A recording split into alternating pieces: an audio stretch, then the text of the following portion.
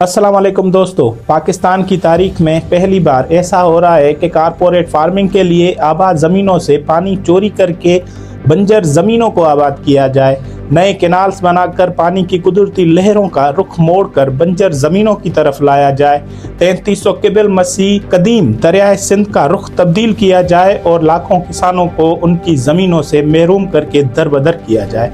ज़राअत को तरक्की देने के नाम पर पाकिस्तान के दिल सूबा सिंध के साथ वो सलूक किया जाए जो इस मुल्क की तारीख में पहले कभी नहीं हुआ। दुनिया के दीगर ममालिक में कारपोरेट फार्मिंग आवाम की खुशहाली का सबब बनती है, लेकिन पाकिस्तान में इसके बरअक्स कारपोरेट फार्मिंग के जरिए सिंध के 5.5 करोड़ अवाम और दीगर सूबों के लोगों से जीने का हक छीना जा रहा है। आखिर ऐसा कौन कर रहा है और क्यों कर रहा है? आज हम आपको बताएंगे कि पाकिस्तान के सबसे ज्यादा रेवेन्यू देने वाले सूबा सिंध के साथ क्या चाल चली जा रही है, सिंध को पीछे धकेलने का असल मकसद क्या है और ग्रीन पाकिस्तान इनिशिएटिव मंसूबा किस लिए बनाया गया है। Pakistan green initiative agriculture Pakistani मीशत की जान है। Even 90% of labor that is currently engaged in land. Technology Pakistan में आएगी, बड़ी कंपनियां आएंगी। कॉर्पोरेट फार्मिंग इदारों को काम नहीं। Sindh government has officially partnered. Corporate farming जो इंडिया की है और जो पाकिस्तान के अंदर तस्वुर दिया गया ये डिफरेंट है। तो दोस्तों, पाकिस्तान को चलाने के लिए सिंध वो वाहिद सूबा है जो दीगर सूबों यानी पंजाब, खैबर पख्तूनख्वा और बलूचिस्तान से ज्यादा रेवेन्यू पैदा करता है और पाकिस्तान की जीडीपी में सबसे बड़ा हिस्सा डालता है। यही वजह है कि जनरल ज़िया से लेकर परवेज मुशर्रफ, इमरान खान और फिर शहबाज शरीफ तक कोई ऐसा हुक्मरान नहीं आया जिसने सिंध के वसाइल और मईशत को नुकसान पहुंचाने की कोशिश ना की हो ताकि सिंध का पैसा बराह रास्त वफाक में जमा हो सके। जनरल ज़िया ने मजहबी इंतहा पसंदी को फ़रोग दिया ताकि सिंध में अफरा तफरी पैदा हो। मुशर्रफ ने MQM को खुली छूट दी ताकि बोरीबंद लाशों का सिलसिला जारी रहे। इमरान खान ने सिंध के 3 बड़े अस्पताल छीन के वफाक के हवाले करने की कोशिश की, लेकिन जब जनरल ज़िया और मुशर्रफ जैसे खतरनाक लोगों के सामने सिंधी अवाम डट कर खड़े रहे तो शहबाज शरीफ इस गिनती में आता था। लेकिन शहबाज शरीफ ने भी एक चालाकी दिखाई। उन्होंने सिंध का एक ऐसा खिलाड़ी चुना जिसे तकरीबन सारा सिंध मानता है, जैसे गेम चेंजर, मुफाहमत का बादशाह और मिस्टर 10% जैसे अलकाबात दिए गए हैं। जी हाँ, आप बिल्कुल सही है, ये आसिफ अली जरदारी है। आसिफ अली जरदारी की पार्टी गुज़िश्ता 17 सालों से सिंध पर हुकूमत कर रही है। उन्हें एक मोहरे के तौर पर इस्तेमाल करके सिंध की मईशत को पीछे धकेलने के लिए एक मंसूबा लॉन्च किया गया जिसका नाम ग्रीन पाकिस्तान इनिशिएटिव रखा गया है।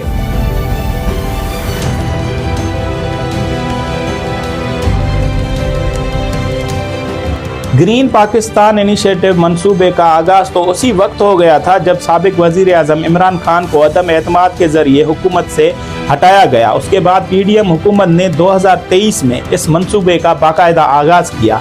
इस मंसूबे को बड़ी चालाकी से पेश किया गया और तासुर दिया गया कि इस प्रोजेक्ट के जरिए पाकिस्तान की मईशत में बेहतरी आएगी, लेकिन हकीकत ये है कि ये मंसूबा सिंध के लिए एक बड़ा खतरा बन सकता है। तो दोस्तों, ग्रीन पाकिस्तान इनिशिएटिव के मकासद और तफसीलात क्या हैं, आइए जानते हैं। सरकारी दस्तावेजात के मुताबिक इस मंसूबे के लिए सऊदी अरब, मुत्तहिदा अरब अमारात और चीन जैसे ममालिक से अरबों डॉलर्स की सरमायाकारी हासिल की गई है। मेरी तफसीलात के मुताबिक नहरी निज़ाम की बहाली, जदीद टेक्नोलॉजी का इस्तेमाल करके ड्रोन्स के जरिए फसलों की निगरानी करना, किसानों को जदीद मशीनरी और पायदार ज़राअत की तरबियत देना, माहौलियात की बहाली और बड़े पैमाने पर शजरकारी करने के साथ साथ ये प्रोजेक्ट बंजर ज़मीनों को आबाद करेगा। जाहिर है ये तमाम नुकात अच्छे लगते हैं, लेकिन ये मंसूबा सिंध के खिलाफ एक साजिश कैसे हो सकता है? इसका जवाब जानने के लिए ये भी समझना ज़रूरी है कि बंजर ज़मीनों को आबाद करने के लिए कहाँ से पानी लिया जा रहा है और इसके नतीजे में सिंध पर क्या असरात मरतब हो सकते हैं। सरकारी आदाद व शुमार के मुताबिक पाकिस्तान भर में स्पेशल इन्वेस्टमेंट फैसिलिटेशन काउंसिल के तहत तकरीबन 48 लाख एकड़ जमीन कारपोरेट फार्मिंग के लिए मुख्तस की जा चुकी है। इस तकसीम के मुताबिक पंजाब में 8,11,619 एकड़, बलूचिस्तान में 47,606 एकड़, खैबर पख्तूनख्वा में 74,140 एकड़ और सिंध में 52,713 एकड़ बंजर जमीन को आबाद किया जाएगा। हुकूमत की जानिब से कहा जा रहा है कि ग्रीन पाकिस्तान इनिशिएटिव मंसूबे को कामयाब बनाने के लिए ग्रीन क्लाइमेट फंड ने एक पाकिस्तानी वेंचर कैपिटल फर्म को $15 मिलियन फराहम किए हैं ताकि वो पाकिस्तान में मौसमियाती तब्दीलियों से निपटने के लिए स्टार्टअप्स की मदद करे।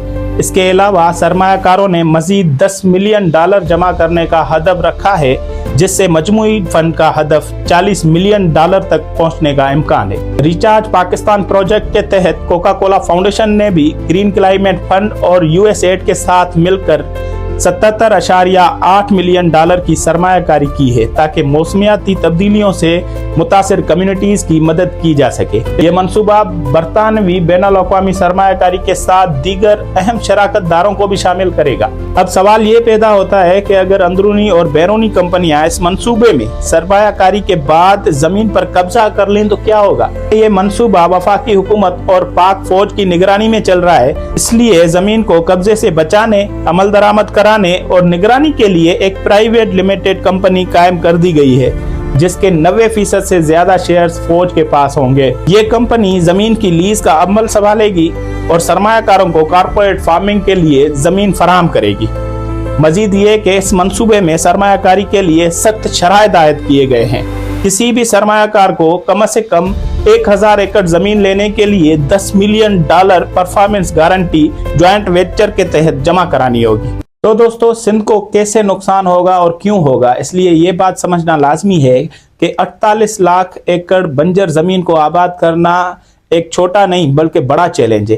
खासतौर पर पानी की शदीद किल्लत को पेश नज़र रखते हुए अगर देखा जाए तो पाकिस्तान के मौजूदा इरिगेशन सिस्टम में तकरीबन 150 मिलियन एकड़ फीट पानी आता है, जिसमें से 113 से 115 मिलियन एकड़ फीट पानी चारों सूबों को फराहम किया जाता है। ये पानी पहले से ही उन जमीनों को भेजा जाता है जो जमीनें पहले से ही काश्त हो रही हैं, जबकि बकाया पानी बिजली पैदा करने के लिए डैमों में जखीरा किया जाता है। ताहम पानी की कमी की वजह से सिंध समेत पूरे मुल्क में किसान एहतजाज करते नजर आते हैं। हज़ारे एकड़नि ते पोखियल फसल सुकण लॻो आहे, जे सबब आबादकार परेशानी जो शिकार आहिनि। इरिगेशन सिस्टम के सेक्रेटरी जरीफ खेड़ो के मुताबिक हर साल सिंध में 40 से 45% पानी की कमी होती है, जिसकी वजह से लाखों एकड़ आबाद जमीन भी बंजर हो रही है। पाकिस्तान के एक नामवर राइटर नसीर मेमन लिखते हैं कि इंडस डेल्टा भी पानी की शदीद किल्लत के बायस तबाह हो रहा है। यही इंडस डेल्टा दुनिया के 40 हयातियाती तौर पर माने जाने वाली एस्टुरीज में शामिल है, लेकिन गुर्बत, ग़िज़ाई अदम तहफ़्फ़ुज़ और बीमारियों की वजह से यहाँ के लोग नकल मकानी करने पर मजबूर हो गए हैं। नसीर मेमन लिखते हैं कि गुज़िश्ता 12 सालों में कोटड़ी बैराज के नीचे के पानी की मिक़दार सिर्फ 10 मिलियन एकड़ फीट रह गई है, जिसके नतीजे में डेल्टा में मिट्टी की मुंतकली में कमी आई है। वो लिखते हैं कि तरबेला के कबिल सालों में इंडस डेल्टा को 400 मिलियन टन सेल्ट मिलता था, लेकिन अब तकरीबन 125 मिलियन टन रह गया है। वो लिखते हैं कि बैनुल अक़वामी माहिरीन के एक पैनल की रिपोर्ट के मुताबिक 5000 क्यूसेक वो कम से कम पानी की मिक़दार है जो कोटड़ी बैराज के नीचे डेल्टाई माहौलियाती निज़ाम को जिंदा रखने के लिए दरकार है। ताहम पानी के भाव के आदाद और शुमार से ये वाज़ेह होता है कि 2 मानसून के महीनों यानी मिड जुलाई से मिड सितंबर तक मतलूबा मिक़दार का पानी कोटड़ी बैराज के दरवाज़ों से नहीं गुजरता। दूसरे अल्फाजों में बेशतर महीनों में कोई सेल्ट साहिली इलाके तक नहीं पहुंचता, जिसके नतीजे में समंदर का पानी आबाद ज़मीनों को निगलता जा रहा है। पानी की इतनी सारी कमी के बावजूद भी आप सोच रहे होंगे कि पानी की तकसीम को यकीनी कैसे बनाया जाए, तो इसके लिए भी इंडस रिवर सिस्टम अथॉरिटी यानी इरसा काम करती है, जो कि एक वफाकी इदारा है। इसमें 5 अराकीन शामिल होते हैं, जिसमें एक वफाक से और चारों सूबों से एक एक रुकन शामिल होता है। ये अराकीन मिलकर पानी की तकसीम के फैसले करते हैं और हर साल बारी बारी एक रुकन चेयरमैन के तौर मुकर्रर होता है ताकि किसी भी सूबे के साथ ज्यादती ना हो। अब सवाल ये है कि इरसा के जरिए पानी बंजर जमीनों को फराहम करना कैसे मुमकिन होगा। अंदरूनी और बैरूनी सरमायाकारों ने इस मंसूबे में सरमायाकारी इस शर्त पर की है कि बंजर जमीनों को आबाद किया जाए, लेकिन पाकिस्तान के आबी निज़ाम में पहले ही पानी की शदीद किल्लत है और मौजूदा पानी सिर्फ आबाद जमीनों की जरूरियात पूरी करने के लिए काफी है। ये भी अहम बात है कि उन बंजर जमीनों तक पानी पहुँचाने के लिए नए किनाल्स की तामीरात करना लाजमी होगी, लेकिन कैनाल्स बनाने के लिए भी उसी इरसा की मंजूरी दरकार होगी और ये फैसले कानूनी तौर पर सिर्फ पार्लियामेंट में अवामी मफाद के तहत किए जा सकते हैं। लेकिन हुकूमत ने भी इस मंसूबे को हर हाल में चलाने का इरादा कर लिया था। अगर कैनाल्स ना बनाए गए तो सरमायाकार इस मंसूबे से दस्तबरदार हो सकते हैं और हुकूमत को शदीद तनकीद का सामना करना पड़ सकता है। यही वजह है कि नए कैनाल्स की तामीरात को यकीनी बनाना लाजिम हो चुका है, चाहे वो कानूनी हो या गैर कानूनी। इसलिए हुकूमत को पहले से ही अंदाजा था कि इस मंसूबे के खिलाफ सबसे ज्यादा अगर मुखालफत हुई तो वो सिंध से होगी। लिहाजा सिंध के अवाम की आवाज दबाने के लिए एक हिकमत अमली तैयार की गई। जैसा कि वीडियो के शुरुआत में मैंने आपको बताया था कि इस पूरे मंसूबे को अमले जामा तक पहुंचाने के लिए सिंध के एक बड़े सियासतदान को तैयार किया गया है और वो सियासतदान कोई और नहीं बल्कि आसिफ अली जरदारी थे। जरदारी ने इस मंसूबे को कामयाब बनाने के लिए अपना किरदार अदा किया और यकीन दहानी करवाई कि सिंध से कोई मुखालिफत नहीं होगी। आसिफ अली जरदारी जो पाकिस्तान के सदर हैं और साबिक सदर पाकिस्तान भी रह चुके हैं, उन्होंने इस बात को समझा कि नए कैनाल्स की तामीर में सबसे बड़ी रुकावट इंडस रिवर सिस्टम अथॉरिटी यानी इरसा का कानून है। इसलिए जरदारी ने सोचा क्यों ना इरसा का कानून ही बदला जाए। उन्होंने इरसा एक्ट 1991 में तरमीम की तजवीज पेश की। इस तरमीम का मकसद इरसा के कानून को बदलना और नए कैनाल्स बनाने के लिए राह हमवार करना था। आसिफ अली जरदारी की जानिब से दी गई तजावीज़ात में शामिल था कि इरसा के चेयरमैन का इंतखाब सूबों के अराकीन के बजाय वजीर आजम के तहत होगा, जो किसी 21 या उससे ज्यादा ग्रेड के हाजिर या रिटायर्ड वफाकी ऑफिसर को तैनात करेगा। नंबर दूसरे पर था एक नया ओहदा नायब चेयरमैन का, उसे भी मुतारिफ कराया जाए। आसिफ अली जरदारी की जानिब से डैम्स और कैनाल्स की तामीरात के लिए जो तजवीज़ें पेश की गई हैं उसमें शामिल है मिड राजा डैम, चिन्योर डैम और शाहजीवन डैम। कैनाल्स की अगर बात की जाए तो चिन्योर डैम से हासुलपुर तक 195 किलोमीटर का तवील लिंक कैनाल तामीर किया जाएगा और हासुलपुर बैराज और उससे मुंसलिक फीडर कैनाल 110 किलोमीटर का होगा और मेन कैनाल 190 किलोमीटर का होगा जो तामीर किया जाएगा, जिसका आपाशी का इलाका यजमान मंडी से खानपुर तक होगा। दूसरी बात अगर की जाए तो बहावल नगर बैराज से मुंसलिक फीडर कैनाल 70 किलोमीटर और मेन कैनाल 110 किलोमीटर का होगा, जिसका आपाशी का इलाका बहावलपुर यजमान मंडी से फोर्ट अब्बास तक होगा। तो दोस्तों इसके पीछे हकीकत और साजिश तो आप समझ गए होंगे। अगर ये सारे कैनाल्स और डैम्स बनाए गए तो ये उसी सिस्टम से पानी लिया जाएगा जो 113 से 115 मिलियन एकड़ फीट पानी पहले ही आबाद जमीनों को दिया जा रहा है। अगर उन्हीं कैनालों में यही पानी मुंतकिल किया जाएगा तो आबाद जमीनें कहाँ जाएंगी। लेकिन आगे भी एक और बात है, हम आपको बताते हैं कि ये तमाम तजावीज़ात इसलिए दी गई कि इरसा को ख़त्म करके वज़ीर आज़म के तहत एक अफसर को पानी की तकसीम का अख्तियार दिया जाए ताकि नए कैनाल्स की तामीर के लिए फौरी मंजूरी ली जा सके।